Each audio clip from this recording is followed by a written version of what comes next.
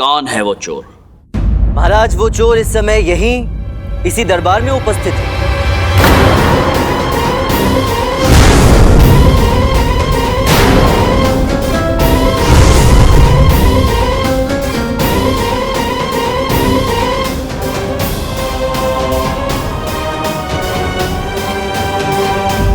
तुम जानते हो तुम क्या कह रहे हो? जी महाराज, मैं अच्छी तरह से जानता हूं कि मैं क्या कह रहा हूं, और जो भी कह रहा हूं पूरी जिम्मेदारी से कह रहा हूं। वो चोर इस समय यहीं इसी दरबार में उपस्थित है।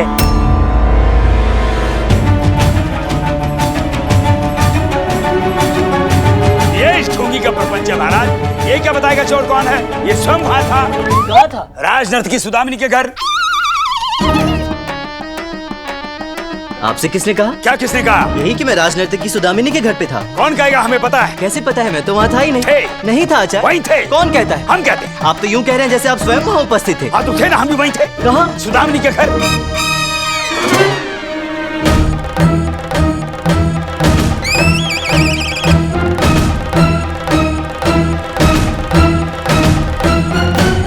आचार्य, आधी रात को आप राज नर्तकी के घर पे क्या कर रहे थे?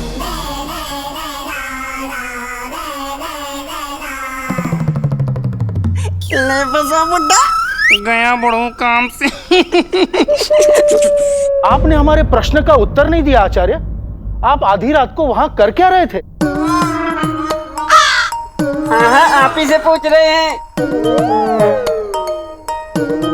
अरे आचार्य, इसमें इतनी सोचने वाली क्या बात है? आप सबको बताइए ना कि आप वहाँ मेरे साथ थे।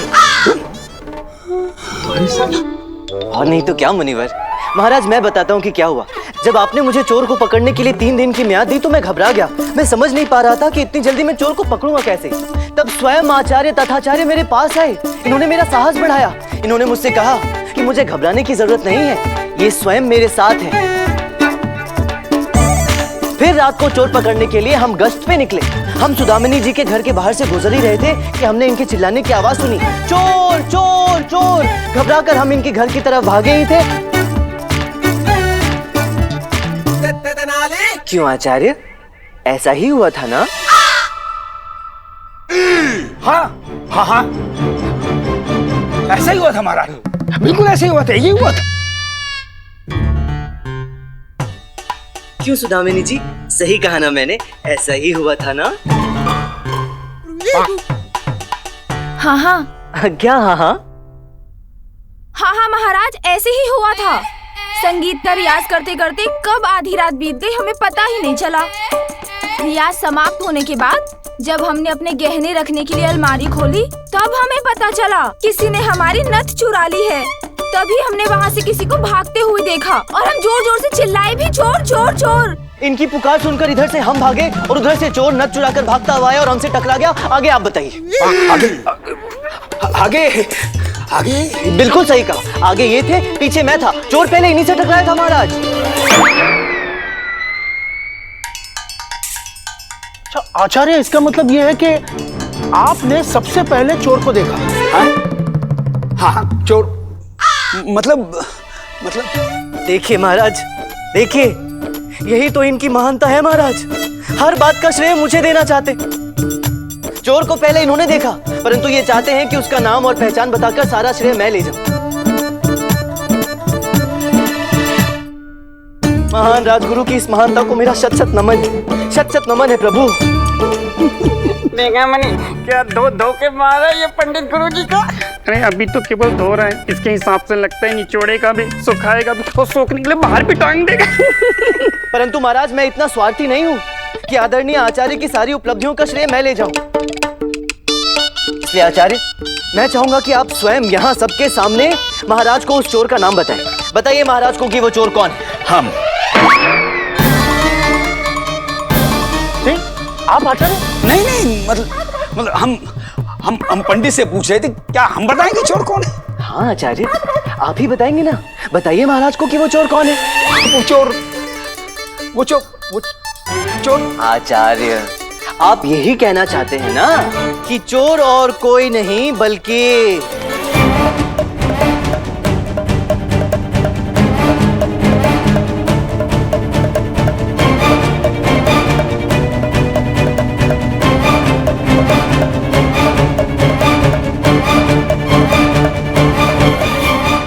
कोतवाल है।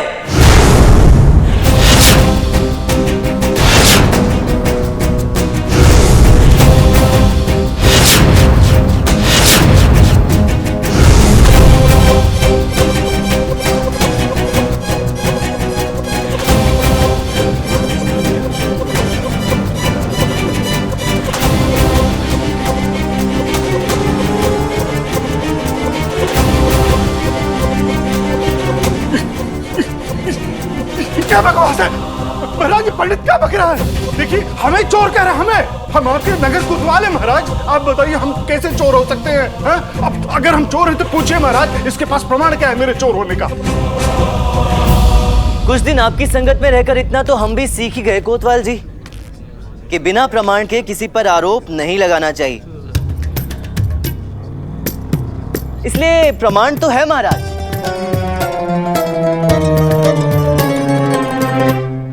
और वो प्रमाण है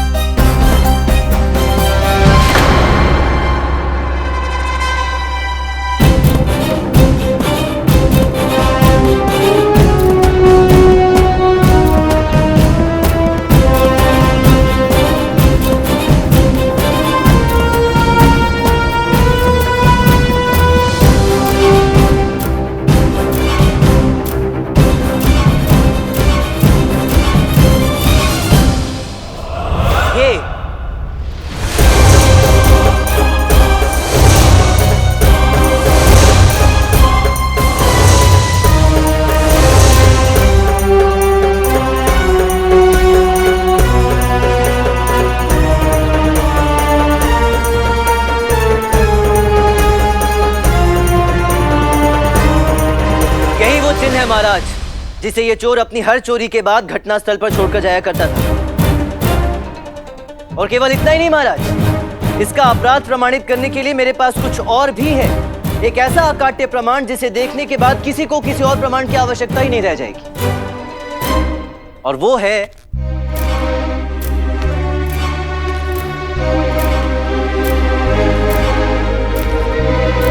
ये।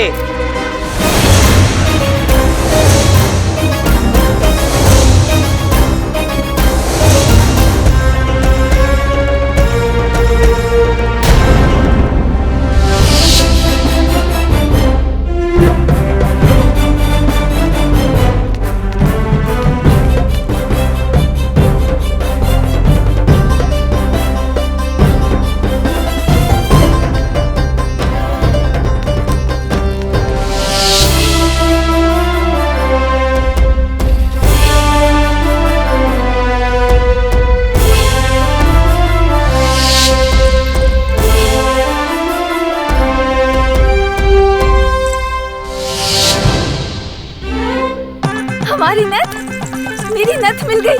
देखिए तथाचार्य जी, वही है ना?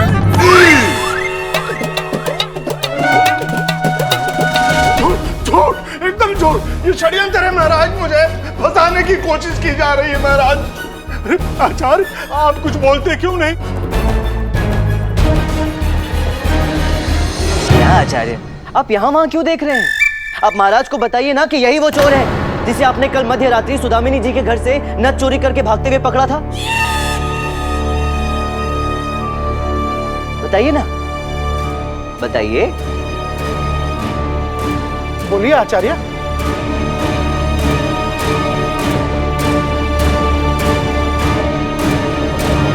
आचार्य तथाचार्य, आप जानते हैं कि हमारे लिए यह अत्यंत आवश्यक है कि हम सत्य आपके मुंह से सुने।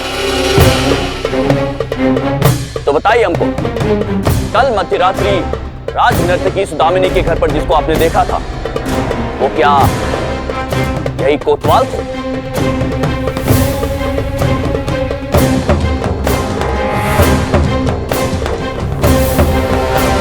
हम आपसे पूछ रहे हैं आचार्य। हाँ हाँ।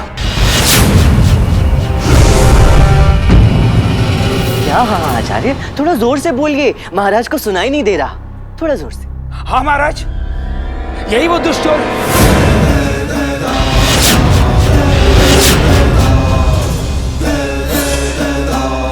यही वो चोर महाराज जिसने राज नर्तकी सुदामिनी देवी के घर से नर्क चुराई।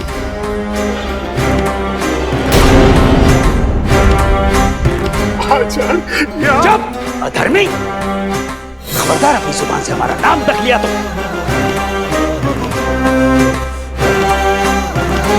महाराज इसे दंड दीजिए, ऐसा दंड दीजिए कि विजयनगर की न्याय व्यवस्था के इतिहास में ऐसा दंड किसी को न मिला हो। हम तथाचार्य राजपुरोहित तथाचार्य आपसे कहते हैं, मृत्यु दंड दीजिए इस पापी इंसान को।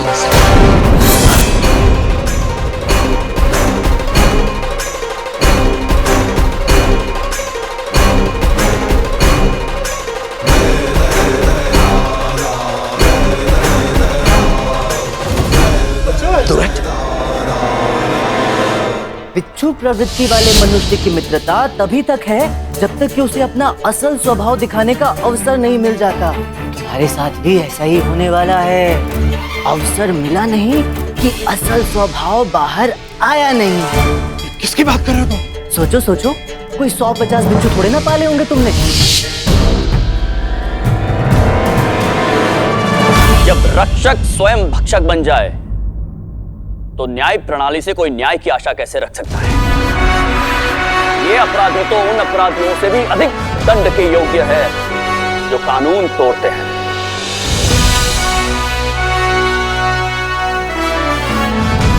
इसीलिए इसे तो ऐसा दंड मिलना चाहिए कि सभी को सबक मिल जाए।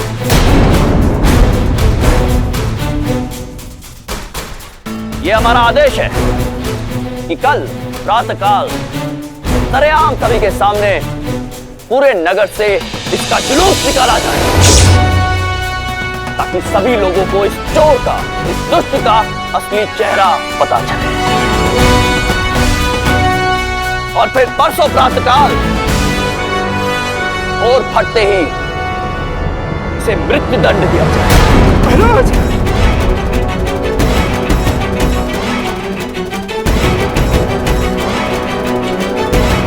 तब तक फांसी के फंदे पर झुलाया जाए जब तक कि इसके प्राण पखेरु उड़ न जाए। मृत्यु दंड दिया जाए। महाराज कृष्णदेव राय की, महाराज कृष्णदेव राय की, महाराज कृष्णदेव राय की, महाराज कृष्णदेव राय की।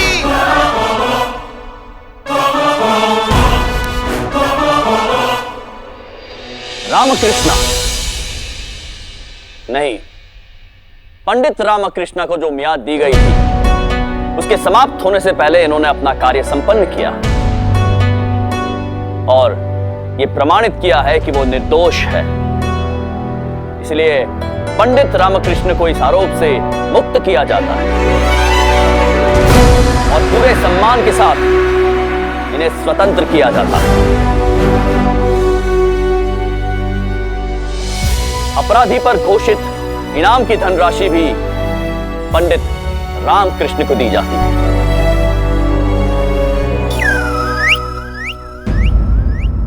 सभा समाप्त। महाराज कृष्णदेव राय की, महाराज कृष्णदेव राय की, महाराज कृष्णदेव राय की, महाराज कृष्णदेव राय की, महाराज कृष्णदेव राय की। क्यों कोतवाल जी, कैसी रही?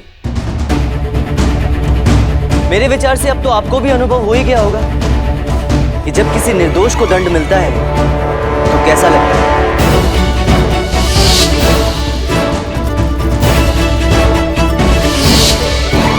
बंदी बना लिया जाए इस बातचीत अपराधी को कोतवाल। यही है वो दुष्ट चोर। मैं तो निर्दोष हूँ। निर्दोष हूँ तो फिर ये क्या?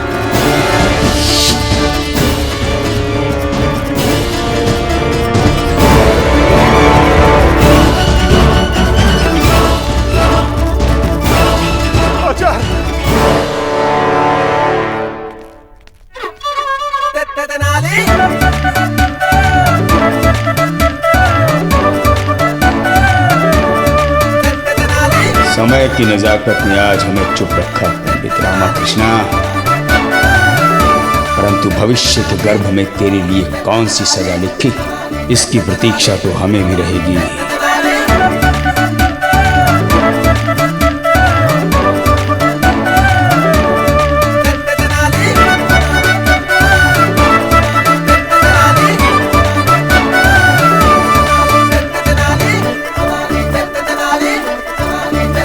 क्या बोलता है बंधु? मेरी प्रशंसा में कुछ कहेगा नहीं?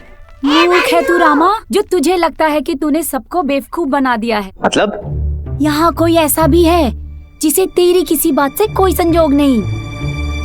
कौन है? वो देख वहाँ।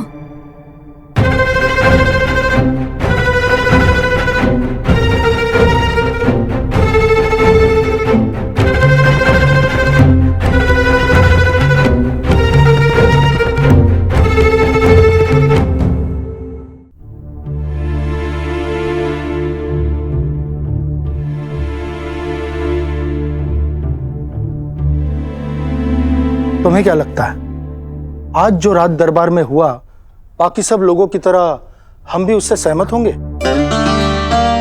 हम अच्छी तरह से जानते हैं पंडित रामाकृष्णा, ये कोतवाल चोर नहीं हो सकता।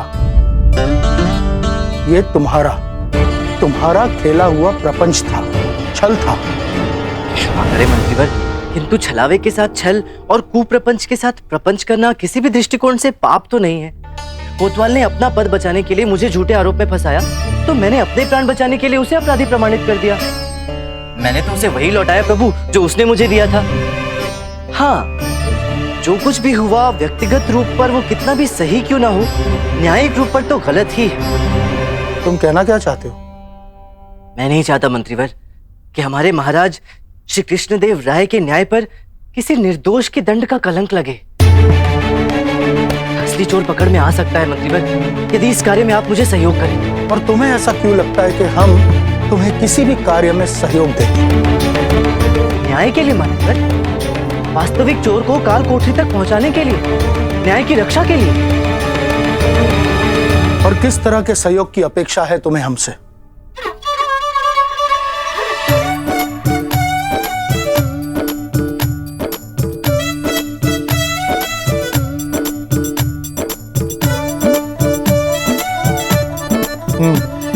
योजना तो अच्छी है, परंतु इसमें तुम्हारे प्राणों का खतरा है। बड़े लक्ष्य के लिए तो बड़े खतरे उठाने ही पड़ते हैं, क्यों?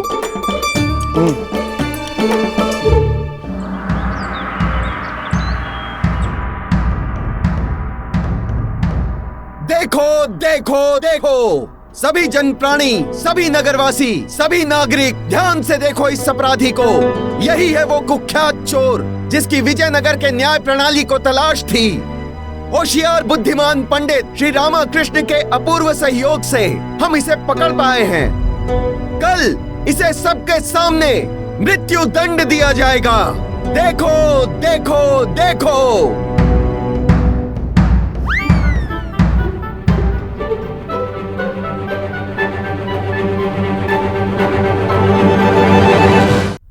देखा गोपन्ना, इसे कहते हैं ऊंची दुकान और फीके पकवान। नाम बड़े और दर्शन छोटे। सही कहा छोटे, नाम बड़े और दर्शन छोटे। क्या कहता था ये चोर? हवा हूँ, सब जगह रहता हूँ, पर किसी के हाथ नहीं आता। अब देखा, हाथ भी आ गया। थई है। और क्या कहता था? रेत हूँ, मुट्ठी में आऊंगा परंतु फिसल जाऊंगा। क्यों? अब फिसल कर आ गिरा ना कानून की गिरफ्त में। क्यों? थई है। तेनाली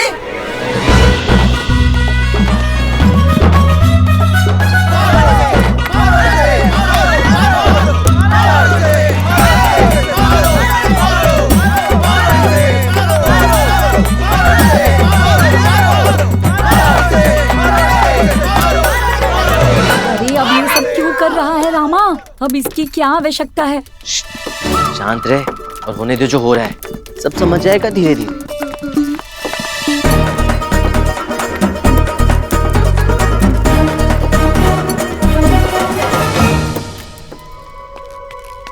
देखो भाइयों, इसी ने मचाया था आतंक, इसने, इस घटिया चोर ने, और आज स्वयं मृत्यु के आतंक के भय से कांप रहा है। क्या कहा करता था? मैं आग हूँ, हाथ लगाओगे तो जल जाओगे। अब ये स्वयं जलेगा नरक की आग में मृत्यु के पश्चात। सच बताऊं गुंडप्पा, तो मैंने तो अपने जीवन में ऐसा लज्जाहीन, ऐसा मूर्ख और ऐसा बड़बोला चोर तो कहीं देखा ही नहीं है। सच्ची सही है, सही है। मारो भाइयों, मारो।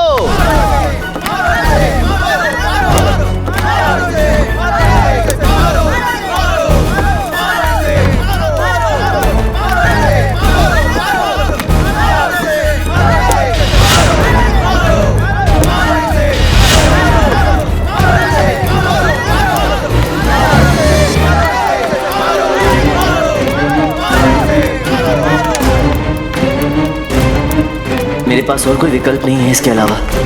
शायद ये करके मैं असली चोर तक पहुंच पाऊं।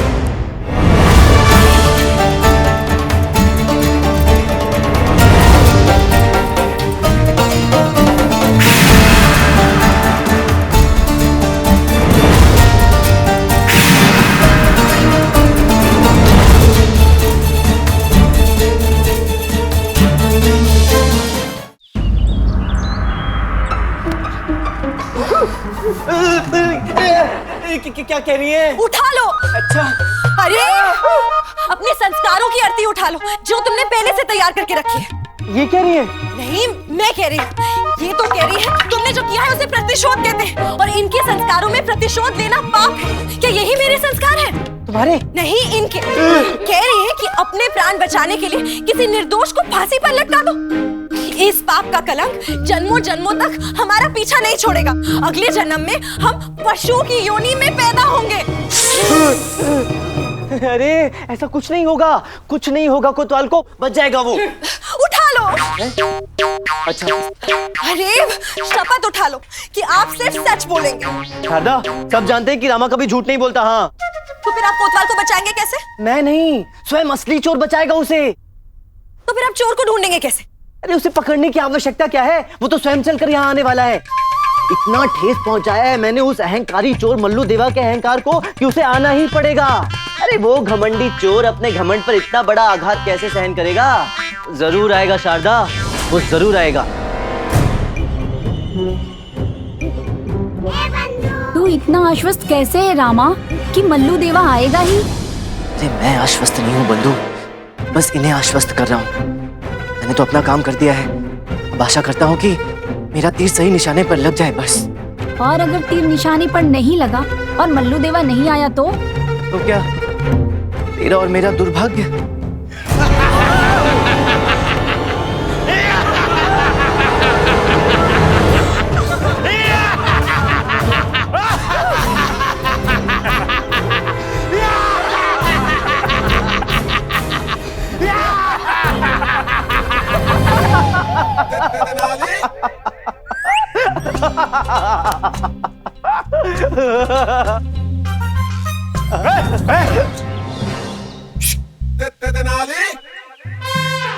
यही है वो। चलो इसे उठा कर लेके चलो। हाँ चलिए डाकू जी। चलो चलो।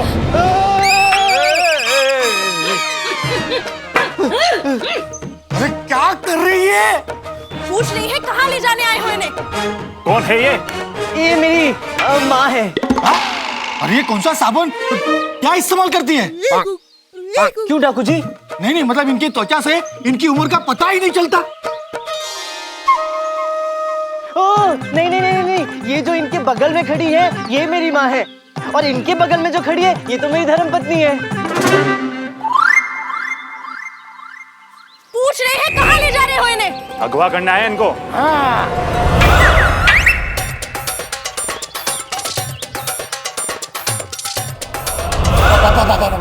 ये तो हम पहली बार देख रहे हैं कि एक माँ अपने बेटे के अगवा होने पे इतनी खुश हो रही है, नृत्य कर रही है। खुश हो रही है? खुश नहीं हो रही है तो फिर ये नृत्य क्यों कर रही है? अम्मा नृत्य नहीं कर रही है, चेतावनी दे रही है कि अगर इनके पुत्र को किसी ने हाथ भी लगा तो टांग तोड़ कर रख देंगी। उठा लो। अरे उठाई तो रहे हम इनसे, हमारे पति से कह रहे हैं, शास्त्र बहुत हो गए, अब शस्त्र उठा लो। अरे क्या कर रही हो शारदा? अम्मा जाने दो मुझे इनके साथ, उसी में मेरा लाभ है। इनके साथ जाने के लिए तो मैंने ये सब किया है। नहीं, हम कुछ नहीं जानते, हम देखते हैं इन्हें हाथ कौन लगाता है। एक क्षण डाकू जी, लगाने दो हाथ, होने दो मुझे अगवा। मैं तो चाहता हूँ कि मुझे अगवा करें। डाकू जी इन्हें छोड़िए, आप मुझे लेके चलिए। नहीं होने देंगे, उठा लो। अब क्या उठाऊं? हिम्मत है तो उठा के दिखाओ।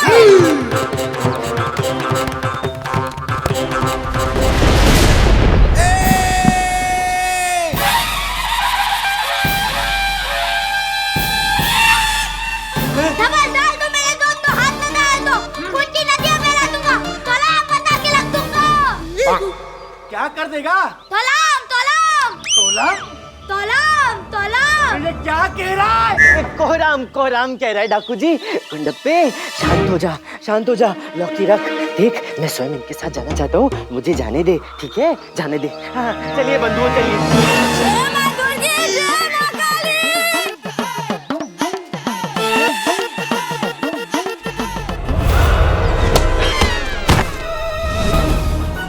उठा लो सबको।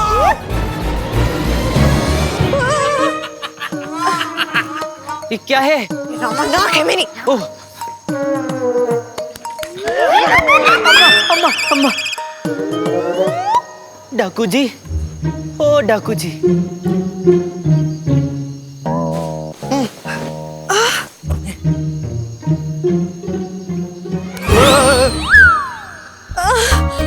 अयो अयो। क्या कह रही हैं? अम्मा कह रही है उठा लो। अब डाकुओं के घर पे क्या उठा लूं मैं? नहीं अम्मा, अम्मा भगवान से कह रही है कि उठा लो। इन्होंने सपने में भी नहीं सोचा था कि इनकी मृत्यु किसी डाकू के हाथों होगी। इससे अच्छा तो पिछले साल जो चेचक निकली थी ना, उसी में इनकी मृत्यु हो जाती। ये भगवान से कह रही है कि इससे पहले कोई डाकू इन्हें मारे। उठा लो। और पहले बोले में क्या?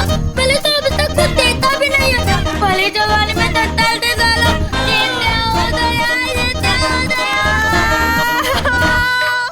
मेरा क्या होगा? हमारे तो अभी बच्चे भी नहीं हुए। और मैं किस बात का दंड भोगने जा रहा हूँ? एक मूर्ख पंडित के मित्र होने का इतना बड़ा दंड। कुछ नहीं होगा, मैं हूँ ना। तू है तभी तो हम लोग गए। अम्मा चालू हो जा। अरे क्या चालू होता? अरे चुप। अम्मा अम्मा एक क्षण भाई। हाँ देखो तुम लोग समझ नहीं रहे हो, मेरी युक्ति काम कर गई है। अम्मा चोर के अभिमान को बहुत गहरी चोट लगी है, तभी तो उसने मुझे अगवा करवा लिया है यहाँ पर। सोचो सोचो, जिस चोर को हम पूरे नगर में ढूंढ रहे थे, अब वो स्वयं हमारे सामने होगा ना। वही तो कहते, वो तो हमारे सामने आएगा, हम भी किसी को ढूंढते नहीं मिलेंगे। मैं सूरज हूँ, जो हाथ लगाएगा जलकर राख हो जाएगा। मल्लू देवा, मल्लू देवा, मल्लू देवा, मल्लू देवा, मल्लू देवा, मल्लू देवा।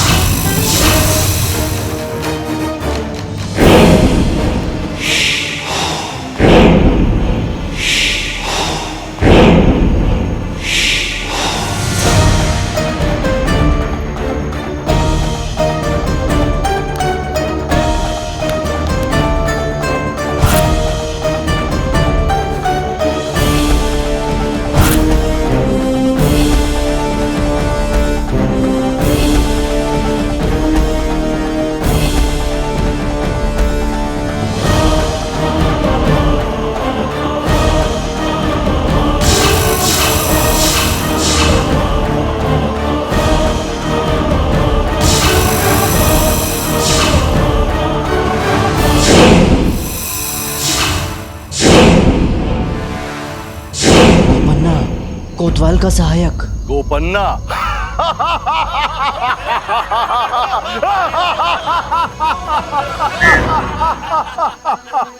गोपन्ना नहीं, मल्लू देवा। डाकू मल्लू देवा।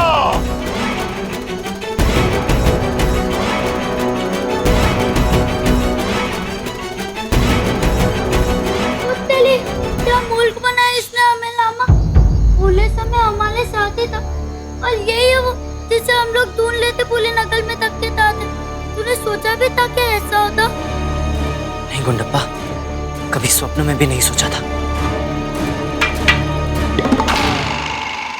क्या कह रही हैं? कोई इन्हें बताएगा कि यहाँ क्या चल रहा है? ओ, पंडित रामकृष्ण, महान बुद्धिमान पंडित रामकृष्ण। कैसा लगा मल्लू देवा का यह झटका? स्वयं को बहुत बुद्धिमान, चतुर, सुजान समझते हो। मेरी जगह उस कोतवाल को फंसवा दिया। मेरे करे का सारा श्रेय तुमने उस कोतवाल को दिलवा दिया और साथ ही साथ मेरे इतने बड़े कार्य की, मेरे इतने बड़े नाम की, ख्याति की धज्जियां उड़ा के रख दी नगर में। अरे मुझ जैसे महान चोर को तुमने घटिया, साधारण आम चोर बना दिया। अरे अब क्या कह रही हैं? यही कह रही है कि कोई इन्हें बताएगा यहाँ चल क्या रहा है। कौन है ये? ये मेरी धर्मपत्नी। और वो? ये मेरी अम्मा। और ये कौन है? ये इससे तो आप मिल ही चुके हैं, मेरा मित्र गुंडप्पा। तो अड़ोसी पड़ोसी को क्यों छोड़ दिया? उन्हें भी ले आते। अगवा हुए हो या किसी के नामकरण के भोजन समारोह में निकले हो? सुनो अम्मा। अरे ये क्या है? उठा लो। अरे इतने तो उठा लाए, और कितने उठा के लाए? अपनी तलवार उठा लो। अम्मा क्रोधित हो गई। खबरदार जो इन्हें अम्मा कहा तो कोई चोर डाकू इन्हें अम्मा कहे, इन्हें बिल्कुल बर्दाश्त नहीं। तो बोलती नहीं क्या? नहीं, आजीवन मौल व्रत रखा है इन्होंने। ओह, खुद भी बताती है तो इशारों में ही बताती है। तो ठीक है, हम इनको इनके नाम से बुलाते हैं। क्या नाम है इनका?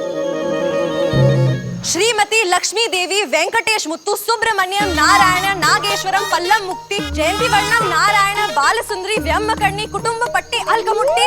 क्या क्या है? क्या ये नाम है इनका? अभी रुको, आगे और भी। देवशनि वेंकटेश सुब्रमण्यम। बस, मैंने तुमसे इनका नाम पूछा था, तुमने तो पूरे राज्य की नाम सूची पढ़कर सुनाना शुरू कर दी। बस, बहुत हो गया। अब पंडित रामकृष्ण, तुम दंड के लिए तैयार हो जाओ। तुमने मल्लू देवा के नाम की छवि के साथ जो खिलवाड़ किया है, तुम्हें उसका दंड मिलेगा रामकृष्ण। क्षमा क्षमा मल्लू देवा, महान मल्लू देवा, क्षमा क्षमा। आपसे मिलना बिल्कुल असंभव हो गया था, इसलिए मुझे जानबूझकर ऐसा करना पड़ा। अन्यथा मैं तो आपका इतना बड़ा प्रशंसक हूँ कि सदैव आपके ही पद चिन्हों पर चलने का स्वप्न देखा करता हूँ। सच्ची। क्या कह रही हैं? अम्मा कह रही है कि तुम ऐसा कैसे कर सकते हो? अम्मा के पुत्र होकर एक वीर की तरह डटकर इस डाकू का सामना करने की बजाय कायरों की तरह क्षमा मांग रहे। उठा लो। अरे क्या उठा लो? ना गिरा हुआ आत्मसम्मान उठा लो। उठा के डटकर सामना करो इस डाकू का, एक पुरुष, वीर पुरुष की तरह। अरे शारदा, मल्लू देवा, आप इनकी बातों पर बिल्कुल यकीन मत कीजिएगा। देखिए, मैं सच कह रहा हूँ, जब से आपके कारनामों के बारे में सुना है ना, आपको ही अपना आदर्श मान लिया है। सच्ची। मैं समझ गया रामा, बहुत सही जा रहा है तू। बस ऐसे ही इसे मक्खन मलाई चिपोट कर निकाल यहाँ से सबको।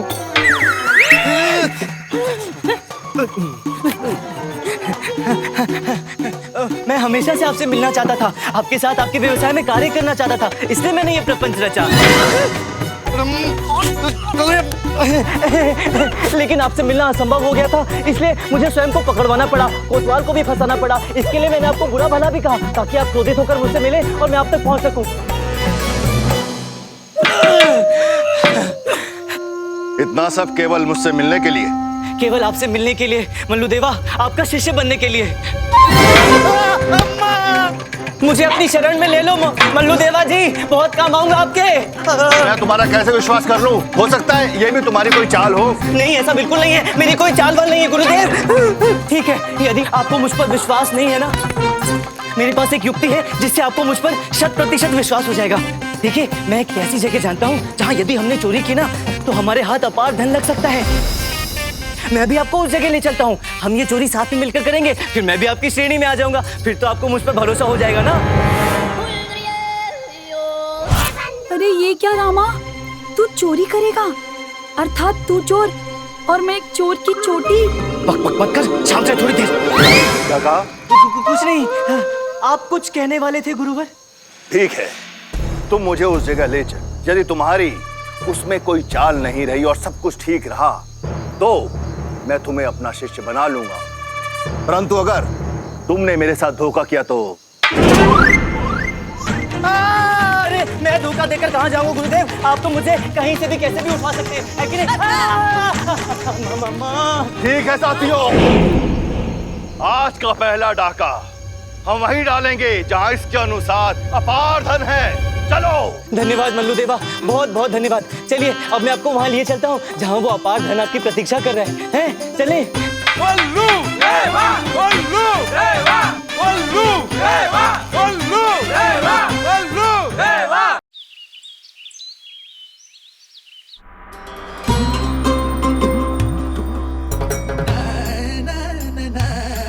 अच्छा बस बस बस, बहुत हो गया।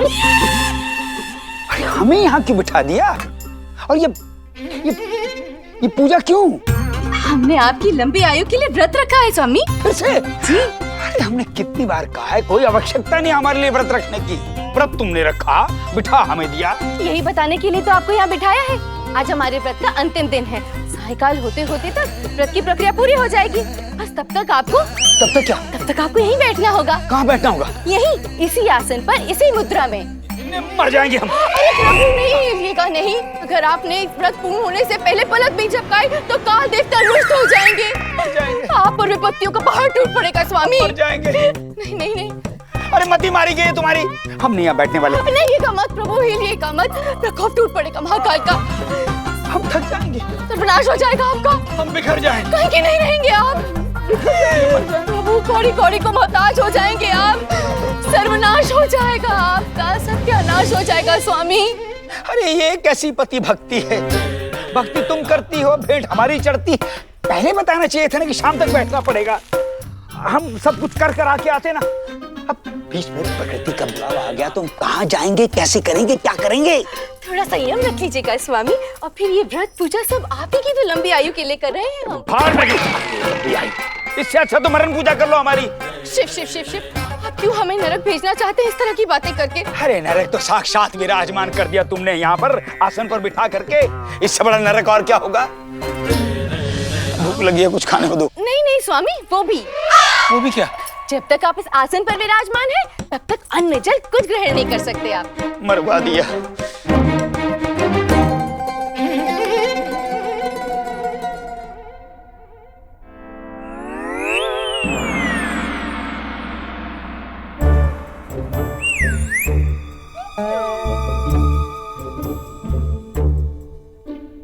मुझे पगड़ी से बाहर निकाल रामा।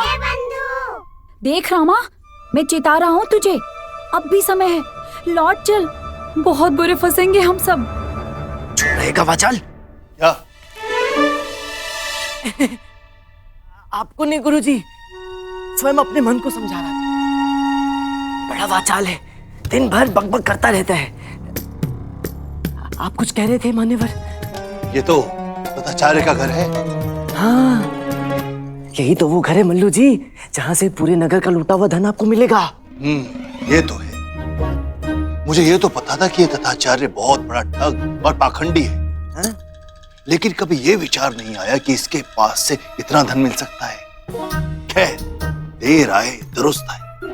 आज इसके घर ऐसी सफाई करेंगे कि ये भी क्या याद रखेगा। चलो।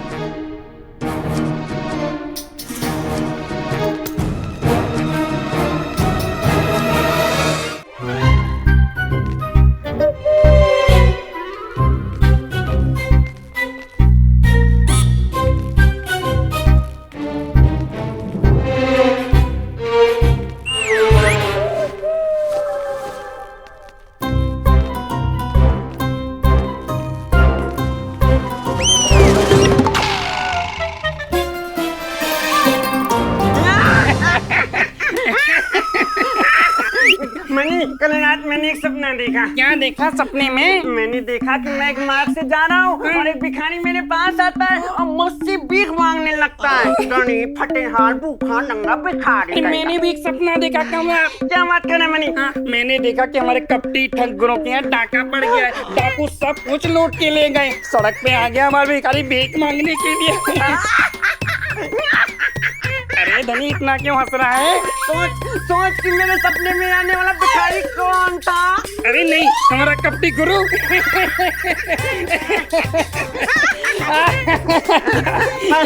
कहाँ पूरे होते हैं ऐसे सुहावने सपने मनी। हाँ धनी।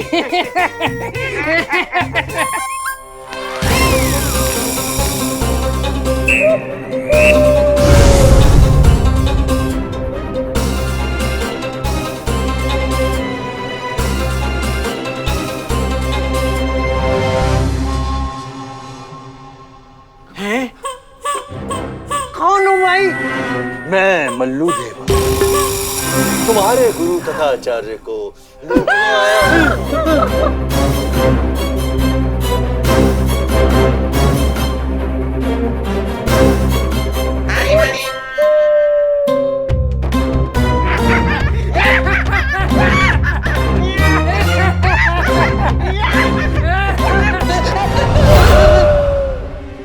ये धनी मनी? अरे प्रभु आपकी हिम्मत, आपकी हिम्मत, बस बैठे रहिए। ये धनी मनी क्यों चिल्ला रहे हैं? भूख लगी होगी, हर आधे घंटे में लगती है।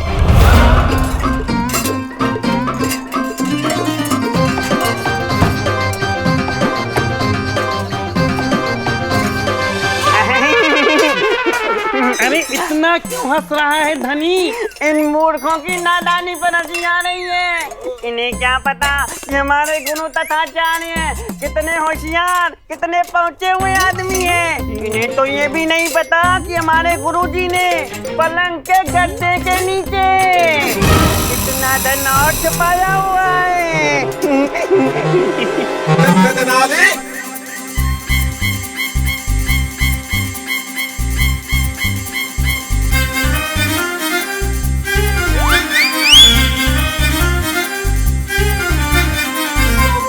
धनी, ए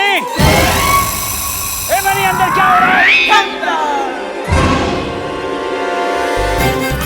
हमें कुछ ठीक नहीं लग रहा है।